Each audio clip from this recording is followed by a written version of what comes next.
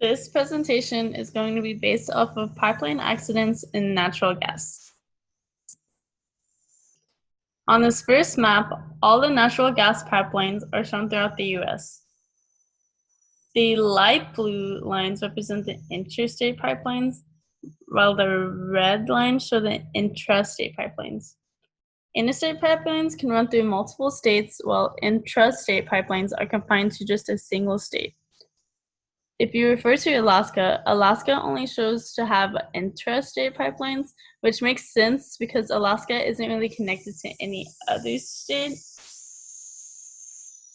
On this next map, it shows all of the intrastate pipelines when dealing with crude oil and natural gas, but we are only going to focus on the natural gas pipelines. There are three types of intrastate pipelines: gathering pipelines, shown in the dark blue, transmission pipelines, shown in the light blue, and then offshore pipelines, shown in the green. Gathering pipelines transfer natural gas from the production site to a central collection point. If you compare this map to this next map showing the shale plays, then it can be seen that a lot of the gathering pipelines are located near the shale plates. As far as the transmission pipelines go, they are used to transfer natural gas to refining, processing, or storage facilities. Transmission pipelines often operate at high pressures and tend to be where most accidents happen. I'm not going to go over offshore pipelines too much because they are mostly a combination of gathering and transmission pipelines, which are located offshore, which you can see there's like no other offshore pipelines on places that aren't offshore. When operating or working with pipelines, there are a lot of safety precautions that have to be accounted for.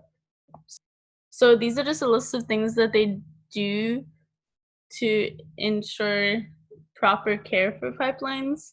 So what aerial patrols do is they look to make sure no construction is being done close to the pipelines because they don't want a risk of pipelines getting damaged. And then there's leak detection, pipeline markers, gas sampling, preventive maintenance, emergency response, and the one call program. And again, like I said, these are all just ways that they make sure that nothing happens to the pipelines. But usually you'll see when there are pipeline accidents, it's because a lot of safety precautions weren't followed or kept up with. So what causes accidents in natural gas pipelines? Well, that can deal with poor maintenance, metal fatigue, corrosion, mechanical damages, improper repair welds, violations of applicable codes set by OSHA, otherwise known as Occupational Safety and Health Administration, and inadequate safety practices. And a lot of these are going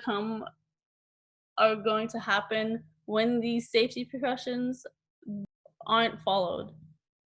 And then it's actually interesting because a lot of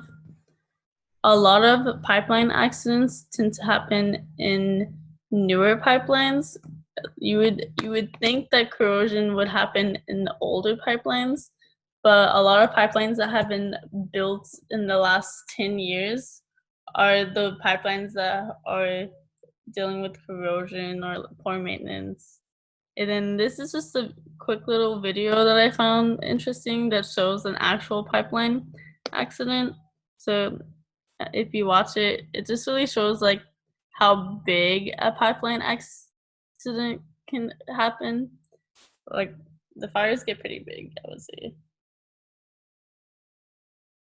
Yeah, but it's just, for me, it's very interesting just to see like how much damage it can cause. If you scroll through the video, you see that it does vehicles caught on fire and even grass is caught on fire. It can become very dangerous very fast to everything that's surrounding the accident.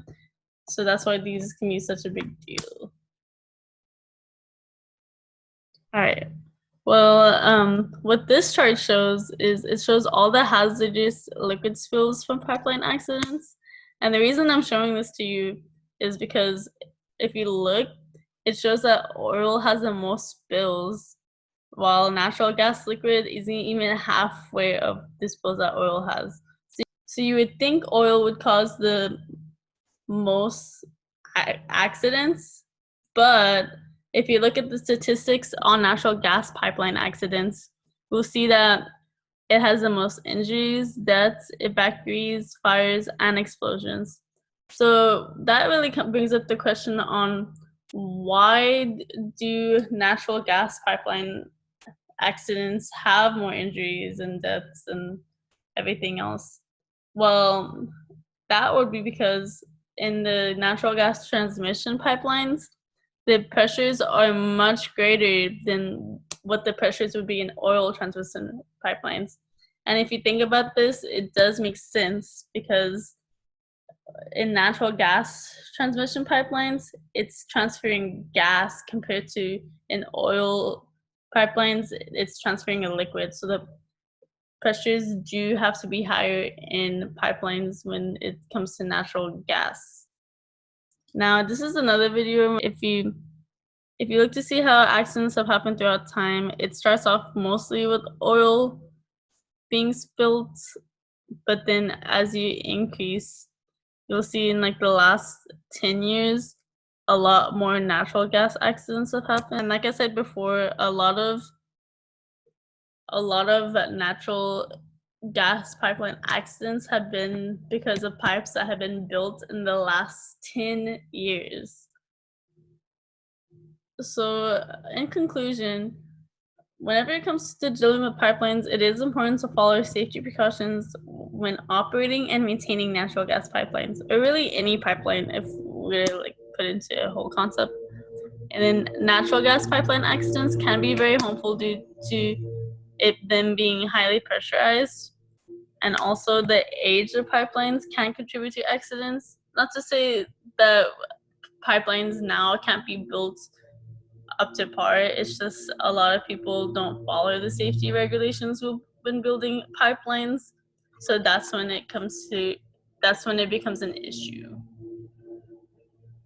And then these are going to be my questions. Question 1, why does Alaska only have interstate natural gas pipelines? Question 2, what does OSHA stand for?